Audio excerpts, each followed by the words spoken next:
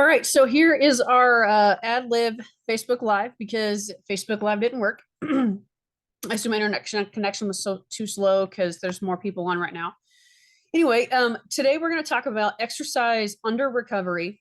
So basically, over exercising or not giving your body enough time between exercise bouts to recover.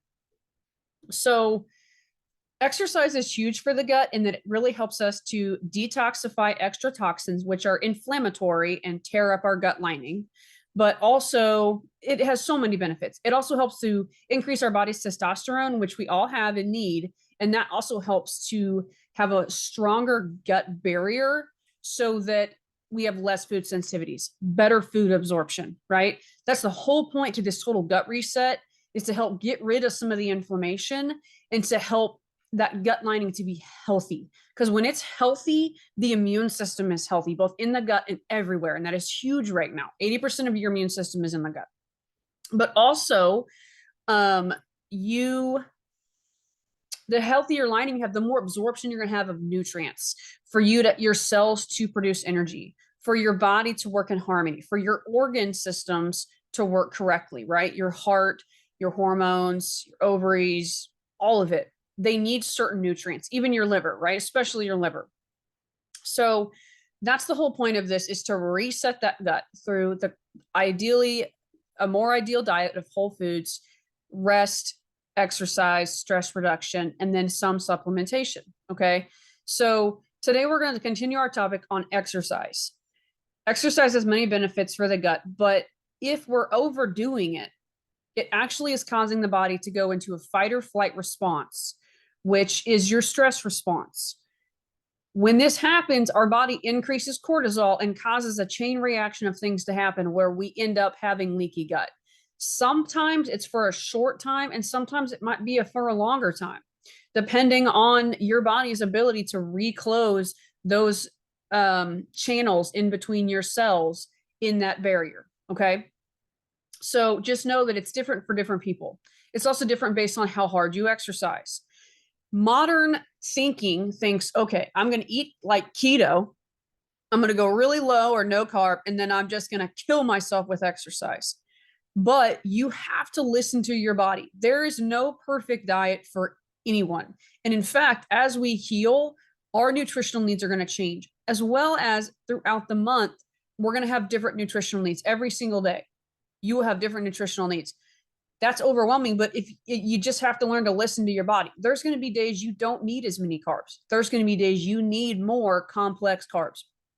So it's just all about listening to your body. So over exercising would be like a marathon. It would be that, really, if you guys remember P90X or that Insanity, that would probably be an example of over exercising, right? High intensity for long duration is not something you want to go for right away or even all that often. A lot of us FDNs would argue that it's actually more inflammatory than it is helpful. So you want to do things more like walking, yoga, but also weights with small, like dumbbells, right? I'm not saying you go lift your max squat. That's not what I'm saying at all. But dumbbell weight exercises, and I've tried to send a couple of videos that I thought were decent. I would be more than happy to make some if they were valued. Otherwise, I really don't want to show my uncoordinated self exercising. But if it will help you exercise, I will absolutely do it. So those are kind of your better options. They support your thyroid, which are huge for producing energy, for balancing the estrogen and the progesterone in our body, for helping our gut to have what it needs to thrive, to function, to digest. So again, those are kind of your better exercise options. And you want 24 to 48 hours in between to give your body enough time to reset and recover, right? I'm not saying muscle soreness is a bad thing. Muscle soreness is not a bad thing. But if you are overtired, it's too much. In fact, I'm going to go ahead and just read you the symptoms of overtraining and under recovery. That would be persistent muscle soreness that doesn't just go away, elevated resting heart rate, increased susceptibility to infection. Really important right now, guys. We got flu A and COVID everywhere. Increased risk of incidence of injury, right? You're going to have more tendon and joint injuries, irritability, depression, loss of motivation, even insomnia, loss of appetite, and loss of weight, including lean mass, which is our whole purpose in exercising, right? It can really work against us. So, how do we prevent this?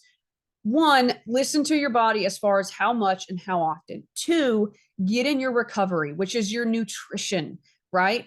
Get a little bit of healthy glucose support after you work out, as in maybe some honey. I like to use LAR bars. There are some decent recovery things, drinks out there, but watch for fake sugar and fake additives. They're all over.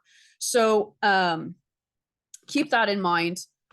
You also want something called branched chain amino acids because your body can't really be breaking down it. You don't want to fire up the digestion because your body is just trying to recoup from the workout. So you can do things like branched chain amino acids. So glucose support, branched chain amino acids are very important for post working out. And then again, just listening to your body, adding in the stretch and walking, any of that can be very helpful. All right, now I'm going to move on to the energy tips. Some things I'm learning about our hormone system, if you will. It's called the hypothalamus pituitary adrenal axis, right? So that's your brain talking to your adrenals, which make our hormones, especially if you're post menopausal. You also have the same kind of connection from your brain to your ovaries, right? This system becomes unbalanced when we have chronic stress of any kind, whether it's stress from inside your body, perceived stress, what have you. So things like carbs, complex carbs in the afternoon can actually help your body to produce more energy, especially if you're someone that has lower cortisol. A lot of times we're tired because our cortisol is dropping at that point in the day. So a healthy carb, and I still would argue for a complete snack, like a carb, a fat, and a protein, especially the protein and the complex carbs, right? So what's examples of complex carbs? What am I talking about?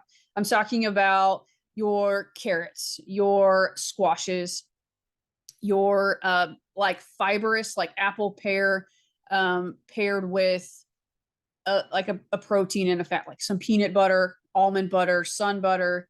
That can be a good snack to help get you through, right? I would also argue that laying down for 10 minutes is not the evil that we've made a nap out to be and can actually really help you reset your immune system and increase your energy quite a bit. So, as well as things like licorice root, but be careful with that because if your cortisol is on the higher end or you have issues with blood pressure, licorice root is not for you. But you can try a little bit of licorice root tea, or you can also try DGO, which the licorice root has kind of been tamed in that aspect and won't affect your blood pressure. Things like cinnamon, peppermint, thieves oil, right? It's great for your immune system. Put some of that right back here when you're getting tired. It can only help.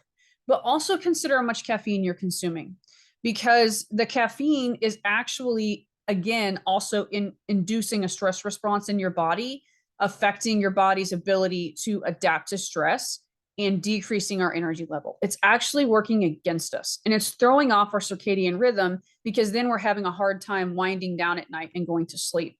So my energy tips are rest for a few minutes, either lay down, sit in a chair, take that time to let the nervous system calm down.